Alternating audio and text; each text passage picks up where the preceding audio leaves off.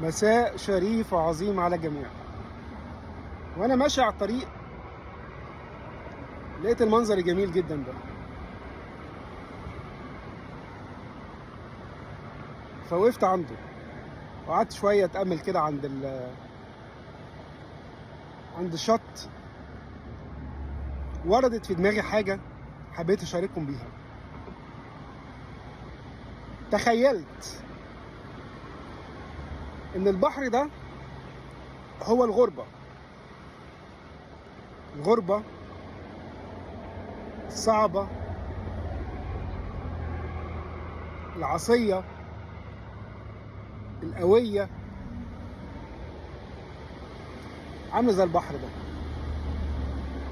او اكشلي ده المحيط كمان، يعني الاوشن، فهو اوسع من البحر، فهو ده تشبيه اقرب للغربة. لما بتروح الغربة يا صديقي بينزلوك في نص البحر ويقولوا لك عوم لغة تعلم، عوم شغل وجرب، عوم دراسة وتعلم وافهم، وعوم تجارب، عوم أزمات، عوم شدة، وعوم ضعف عشان تتقوى. احنا هنسيبك في البحر من غير مقاديف او غواصات او مراكب، حتى لو ورق، مع نفسك يا معلم. خدها يمين في شمال، هتوصل ولا مش هتوصل؟ لو لوحدك صعبة، ولو شايل على كتفك أسرة وعيال أصعب، ولو شايل على كتفك أب وأم عواجيز أصعب وأصعب.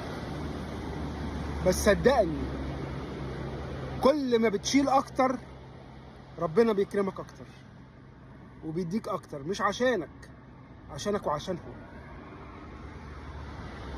لو على كتف ده عيال فربنا بيحمل معاك، ولو على كتف ده أب وأم فربنا بيشيل معاك، ولو على الدماغ دي ناس تانية فربنا بيسندك، ولو انت لوحدك ربنا بيقويك. المهم لما تعوم في البحر ده ما تغرقش،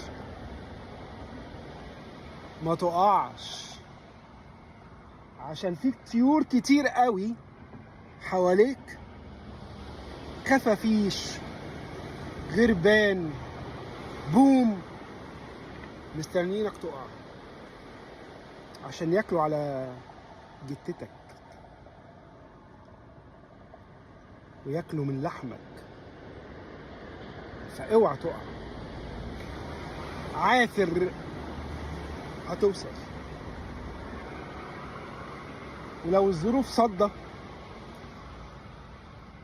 افتح لك 1000 مرة طريق، ولو مش شايف هدفك البر اخر الشط هتوصل، والله هتوصل، بس كمل.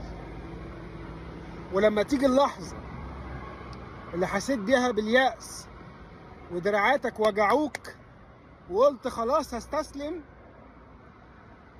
هي دي بس اللحظة الوحيدة اللي تكمل فيها، عشان اللي جاي بعديها أسهل من اللي فات.